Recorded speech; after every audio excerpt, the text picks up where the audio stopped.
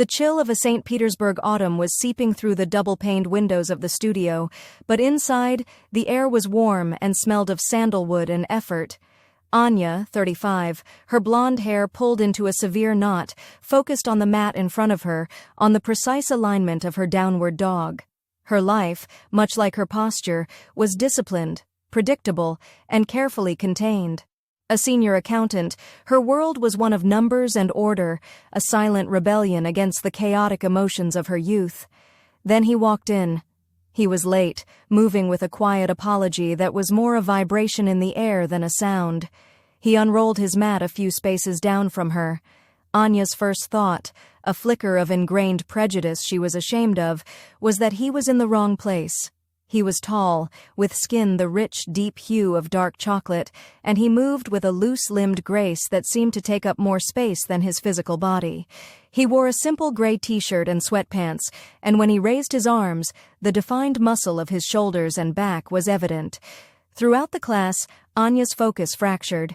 She found her eyes drifting, not with overt curiosity, but with a magnetic pull. She watched the effortless way he moved into a warrior pose, not as a struggle for perfection, but as a natural, powerful expression of his body. His presence was calm, a deep, still lake next to her choppy, controlled sea. At the end of class, as they lay in savasana, the final relaxation, the instructor moved around the room, adjusting postures. Anya felt a gentle pressure on her shoulders, guiding them down. It was him. The instructor had asked him to help. His hands were warm, firm, and impossibly grounding. A jolt, electric and unsettling, shot through her. She kept her eyes closed, her heart hammering against her ribs, hoping he couldn't feel the tremor he'd caused. That was Monday. On Wednesday, she saw him at the organic market near the Neva River. He was studying a jar of honey with a look of profound confusion. Anya, emboldened by the neutral territory, approached. "It's from the Altai region," she said, her voice slightly tighter than she intended. "It's the best." He turned, and his face broke into a smile of recognition that was like the sun coming out. "Ah, the yoga expert. Thank you. I'm trying to sweeten my tea, not declare a national emergency." His name was Malik. He was from Senegal, a software engineer on a 6-month contract in the city. His Russian was formal but charming, and he laughed easily, a sound that was deep and musical. They talked for 10 minutes by the honey shelf, then moved to the tea aisle, and then, astonishingly, he asked if she'd like to continue over coffee. The coffee turned into a walk along the embankment. The sky was a palette of gray and pink, and the golden spire of the Admiralty gleamed in the fading light. Anya, who usually discussed tax law and spreadsheet formulas, found herself talking about her childhood by the Baltic Sea, about her love for brittle autumn leaves and the poetry of Akhmatova. He listened, truly listened, his dark eyes focused on her, making her feel like the most fascinating person in the world. He spoke of Dakar, of the vibrant markets, the sound of the ocean, and the warmth of his large family. "In Russia, we are often closed," she said, wrapping her coat tighter. "Perhaps you just need the right key," he replied gently, his gaze holding hers. On Friday night he texted her, "I have Senegalese tea. Far better than your Altai emergency honey. My place?" Her hands trembled as she typed, "Yes." His apartment was modern, with a view of the river. The scent of spices, ginger, cinnamon, something unfamiliar and intoxicating, filled the air. He brewed the tea, a strong, sweet concoction served in small glasses. They sat on his sofa, and the space between them hummed with an unspoken tension.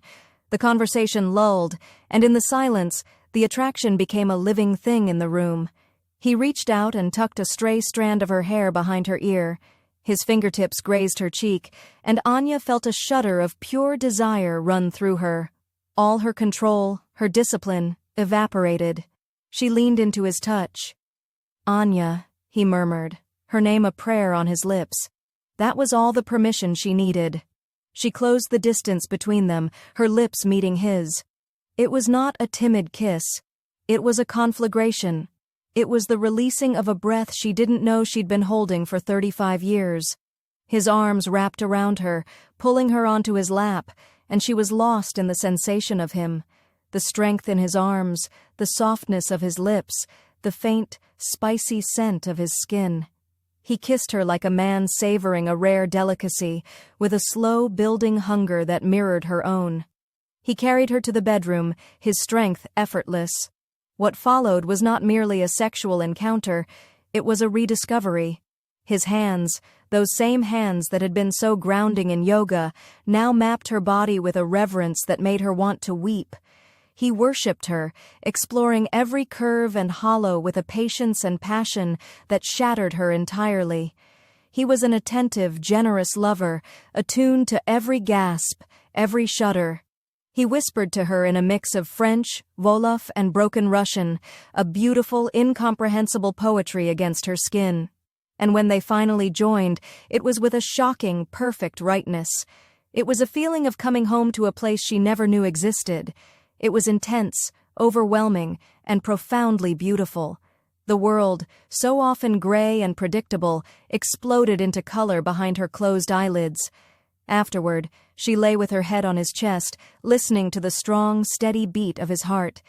The city lights glittered outside the window. She felt unraveled and rewoven. Something fundamental within her had shifted. She knew, with a certainty that was as terrifying as it was exhilarating, that this was not just lust. This was not just a memorable night. As she drifted to sleep in the circle of his arms, wrapped in a warmth that finally reached the frozen places inside her, a single, undeniable truth settled in her soul.